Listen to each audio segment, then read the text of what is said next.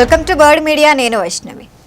దేశవ్యాప్తంగా పిల్లలకు వాడే దగ్గు మందుల నాణ్యత, వీటి భద్రతపై ఇప్పుడు తీవ్ర ఆందోళనలు వ్యక్తమవుతున్నాయి.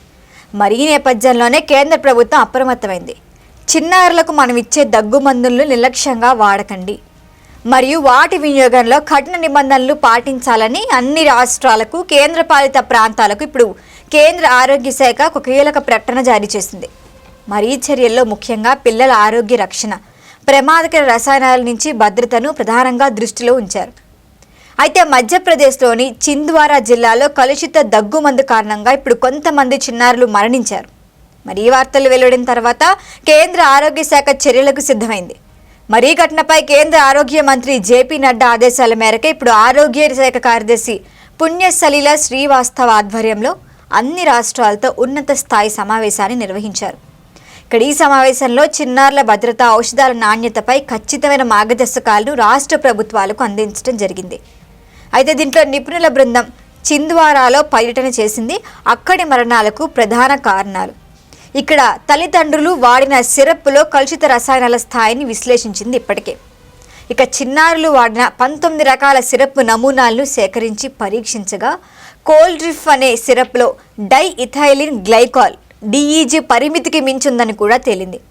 మరి ఈ సిరప్ తమిళనాడులోని కాంచీపురం ప్రాంతంలో ఉన్న యూనిట్లో తయారు చేయబడుతున్నట్లుగా కూడా గుర్తించారు సిబ్బంది. సీరియస్ని భద్రతా సమస్యలను దృష్టిలో ఉంచుకొని central drugs standard control organization CDSCO యూనిట్పై లైసెన్స్ రద్దు చేయాలని కూడా సిఫార్సు చేసింది. అంతేకాకుండా ఆ సంబంధిత కంపెనీపై క్రిమినల్ చర్యలు కూడా ప్రారంభించబడ్డాయి. ఇప్పటికే ఆరోగ్య కార్యదర్శి రాష్ట్రాలకు సూచించింది ఏంటంటే, షెడ్యూల్ M నిబంధనలు ఖచ్చితంగా పాటించండి, పిల్లల దగ్గుమందుల వినియోగాన్ని తగ్గించే చర్యలు చేపట్టండి, ప్రజలకు సుస్థిర అవగాహన కల్పించమని కూడా హెచ్చరించింది. ప్రత్యేకంగా ప్రభుత్వ మరియు ప్రైవేట్ ఆసుపత్రుల నుంచి ఈ విధమైన ఆరోగ్య ఘటనలపై సకాలంలో నివేదికలు సమర్పించమని కూడా రాష్ట్రాలకు ఇప్పటికే ఆదేశించింది.